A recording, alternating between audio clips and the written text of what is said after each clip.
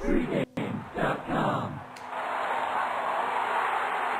The boys are back. Couple college videos in the bank and a pro video coming up here, NFL style. Bryan Leonard going to take a look at a two-team teaser, a 6-point teaser. Currently, 2 games that he's looking at: Kansas City at home taking on the Seattle Seahawks, and Arizona at home taking on the Detroit Lions. Bryan, what about this Arizona Cardinal team now with Drew Stanton? A lot of folks feel, including Bruce Arians, that they won't miss a beat. Well, obviously, your head coach is going to say that anytime you get. Hey, Arians is pretty darn good. He's convinced me on anything. He's an excellent coach, and but you have to make sure your team working underneath you doesn't have a letdown, thinking, "Oh, our season's over."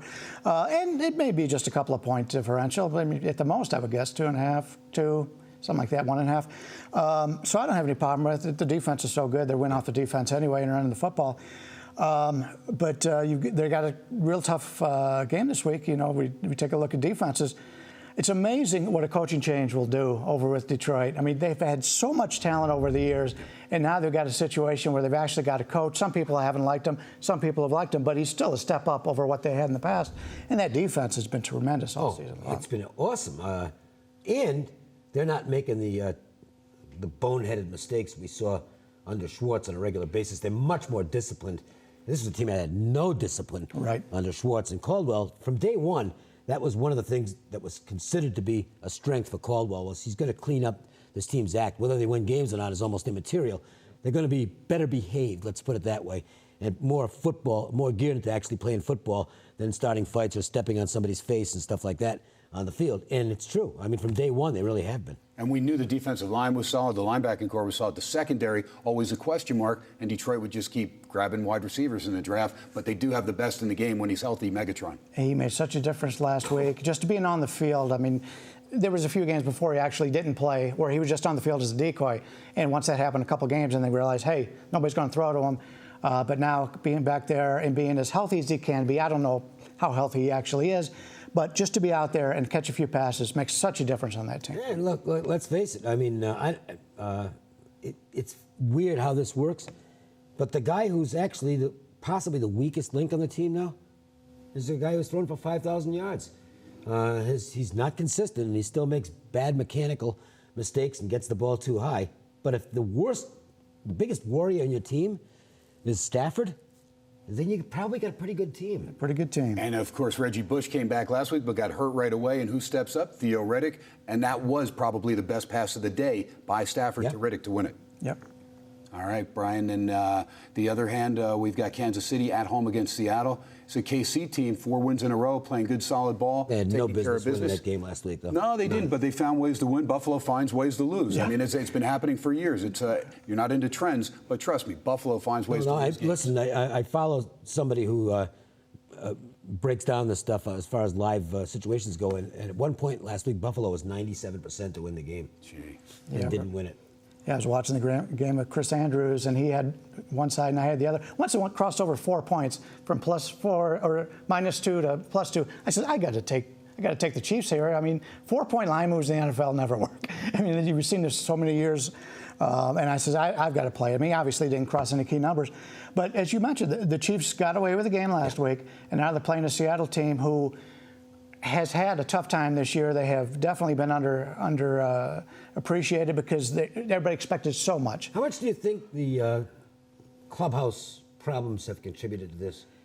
Well, I think what has happened is more than that. I think is the defense. They've lost some people on defense, but the wide receivers. I mean, they were stacked with wide receivers last year. Now they really don't have a go-to guy. Tate's a heck of a player. Yeah, Tate and Harvin are both game changers as far as, well, you know, all of a sudden you look and Doug Baldwin's your number one, you know you're in trouble. To trade away Harvin in that situation when you don't have those kind of playmakers on offense, well, he must have makes you wonder. He must have really been a cancer. Yes, but you made a good point as far as their defense being banged up. Here's a team, they only have 12 sacks.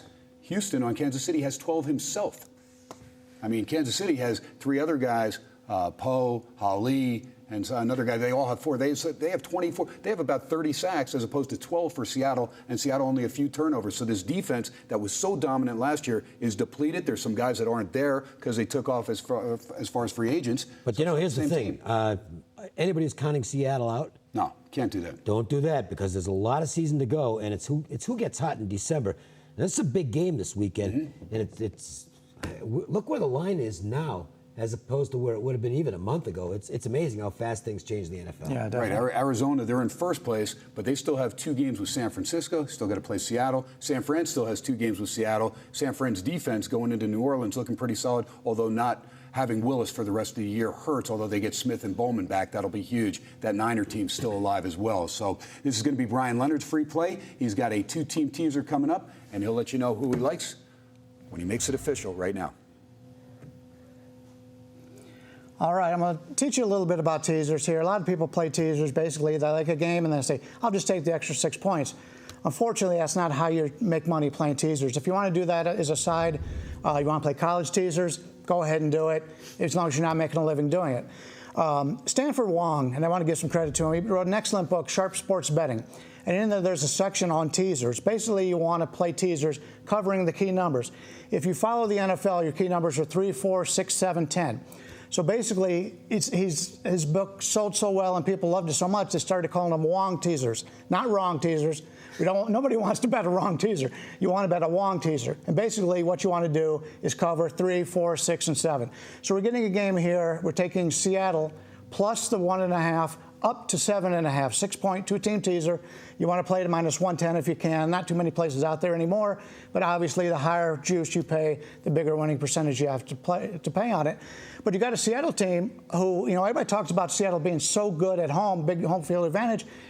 Check how they've done against the spread the last couple of years on the road. They're a good team on the road, and you're also getting a low total. And when you're playing teasers, you want to play games that cover the key numbers with a low total because there's not as much variance.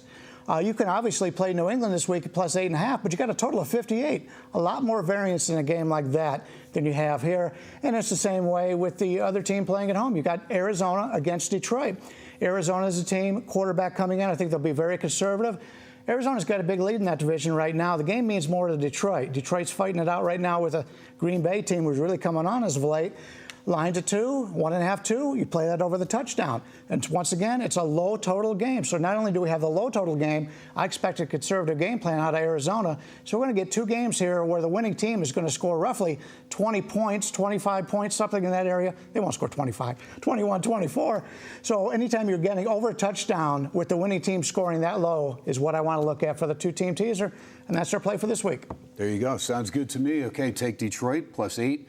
Take Seattle plus 7.5, put them together, 6-point teaser, -120 to win 100. -110 to win 100. 110. If you got to lay 120, you'll have to lay 120. If you've got to lay more than that, I wouldn't play it. All right, for you folks, again, that don't, I guess we're over here now, but if you don't know, they do offer you 3 different teasers, most books, 6-point, 6.5, and 7-point. Naturally, the juice goes up as you take a half point and keep going up there. So Bryan says, you're good as long as you get over that key number of 7. Make sure you take Seattle and take Detroit. Make sure it gets you over the key number of 7, and you're good to go. We're going to give a little take on the college standings as far as the top 4 and who we think should be in, who shouldn't be in. We'll do that with a free video when we come back. Pregame.tv. Ken Thomson, Dave Cokin, Bryan Leonard. We'll be right back.